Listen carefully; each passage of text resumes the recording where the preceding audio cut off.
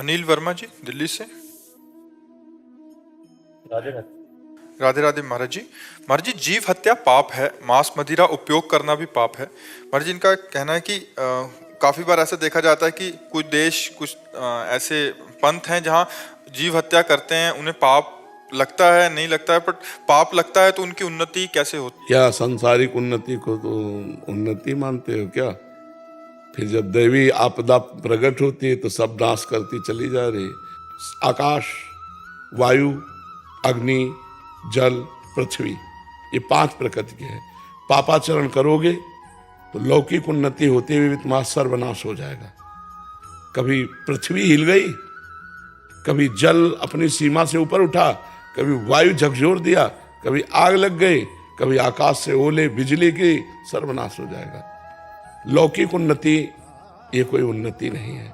आध्यात्मिक उन्नति उन्नति है। आध्यात्मिक उन्नति, आध्यात्मिक स्थिति, आध्यात्मिक भावना ही भावना है, उसमें न जाए। धन्य है भारत देश, एक बार पानी ग्रहण किया तो जीवन भर निर्वाह किया। जिसको स्वीकार किया आज जीवन निर्वाह किया। यहाँ सती होते हैं, यहाँ यति होते हैं, ये धर्म क्षेत्र है। तो उन्नति उन्नति होती क्या? क्या उन्नति है? क्या उन्नति? विलासिता, भोग के मरो नरक जाओ, विलासिता ही तो है। और कौन सी उन्नति? बौद्धिक जब विकास होता है तब भारतीय ब्रह्म ऋषि की चरण धूलि माथे पे लगाना होता है और किसी न किसी भारतीय महापुरुष के चरणों का आश्रय लेना होता है। नहीं, नरक स्वर्ग के आगे कोई चर्चा नहीं कहीं भी। अगर जीवन मुक्तता, प्रेम, ज्ञान, योग, ये सब भारत में है तो विदेश की तुलना थोड़ी हम अपने भारत से कर सकते हैं। हमारा भारत धार्मिक देश है, शांत देश है, शांति प्रिय है और धर्ममय है। तो हम अपने देश की तुलना में किसी को नहीं रखते हैं। इसलिए नहीं कि भारतवासी, वैसे भी प्रमाण दे सकते हैं आपको। यहाँ जो ब्रह्म ऋषि हैं, यहाँ जो पातिव्रत धर्म है, यहाँ जो भ्रातृभाव है, वो आपको कहीं नहीं मिलेगा। ये थोड़ा विदेशी कल्चर यहाँ आ गया है, इसलिए गंदगी फैलने लगी है। Boyfriend, girlfriend, live in relation, ये सब विदेशी है, ये अपना नहीं है। हमारा देश ऐसा है कि एक बार स्वीकार कर लिया तो आज जीवन निर्वाह किया। ये डिवोर्स तो हमने कभी सुना ही नहीं था, ये तो आप चला है। नहीं, गांव में कौन डिवोर्स चला है? चाहे जैसी पत्नी हो, चाहे जैसा पति हो, ब्याह हो गया, अब निर्वाह करना है और दोनों बड़े प्रेम से, संतानें बढ़िया पवित्र बुद्धि वाली उत्पन्न होती थी। अब तो क्या हो रहा है देख रहे हो आप, ये विदेशी का तो है देन। यहाँ की पहनावा ओढ़ावा कैसा सात्विक है और बाहरी सब बच्चे पहनने लगे, विदेश का अनुकरण करने लगे, बोले वो बहुत उन्नति। क्या उन्नति है? किस विषय को उन्नति मानते हैं? जनेन्द्रिय और रसेंद्रिय के भोगों को उन्नति मानते हैं क्या? ये तो पशु पक्षियों में भी पाया गया। उन्नति है बौद्धिक स्तर की उन्नति होना, संयम आ जाना, इंद्रियों का व्यभिचार में उतर जाना उन्नति नहीं है। मन का भोगों में फैल जाना, ये उन्नति तुम्हें दिखाई दे रही। तुम विदेश को उन्नति समझते हो। अशुद्ध जीवन है, अपवित्र जीवन है, जहां शौचाचार का ज्ञान नहीं है, उनको हम अपने भारतीय संस्कृति से जोड़ सकते हैं। गंदा जीवन, न खान पान का ज्ञान है, न शौचाचार का ज्ञान है, न जीवन जीने का ज्ञान है। केवल इंद्रिय विलासिता को आप मान रहे हैं ना, बहुत बढ़िया गाड़ी है, इसकी उन्नति मानते हैं आप। आध्यात्मिक उन्नति की बात करो, कहाँ है आध्यात्मिक उन्नति? जी, आध्यात्मिक उन्नति का ज्ञान ही नहीं है ना। बस आध्यात्मिक उन्नति उन्नति हो तो सब देख लो, मिटा दो। आराधना है नहीं, पूर्व पुण्य है तो भोग देशों में पहुंच गए, भोग रहे, इसको उन्नति हम नहीं मानते।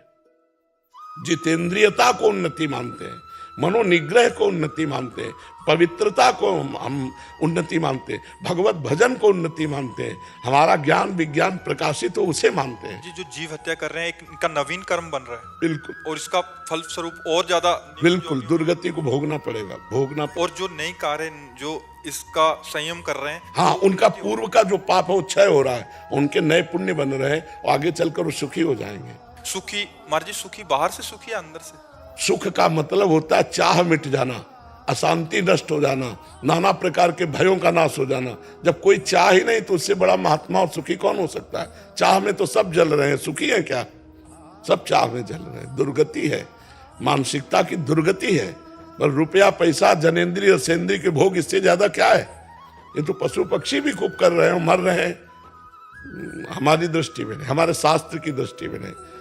सुत दारा धन लक्ष्मी पापियों के घर होए, संत समागम हरि कथा तुलसी दुर्लभ दो, ये दुर्नति है।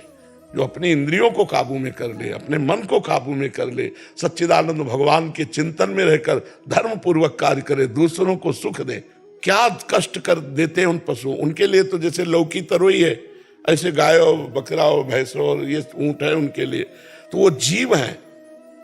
हमारे यहाँ तो पूजा होती है गौ की, वहां तो हत्या होती है। हम उनकी तुलना करेंगे अपने देश से? हमारे यहाँ तो पशु पक्षी वृक्ष जड़ वस्तुओं की, एक आदमी साइकिल भी चलाएगा तो पैर छू के चलाएगा, हैंडल के पैर छुएगा है। हमारे यहाँ की समानता कोई देश नहीं कर सकता।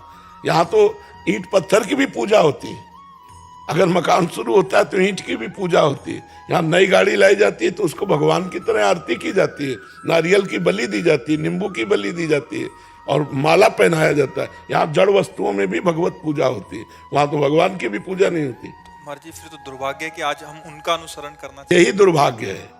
हमारा देश ऐसा नहीं है। ये भारत शास्त्रों में लिखा महान देश है, पवित्र देश है, जहाँ की नदियों में इतनी पावनता है कि भगवत प्राप्ति करा दे। गंगा जी, यमुना जी, नर्मदा जी, सरस्वती जी, अयोध्या में सरयू जी, ये बड़ी बड़ी गोमती जी, बड़ी बड़ी यमुना आदि नदियां सामर्थ्य रखती हैं भगवत प्राप्ति कराने की।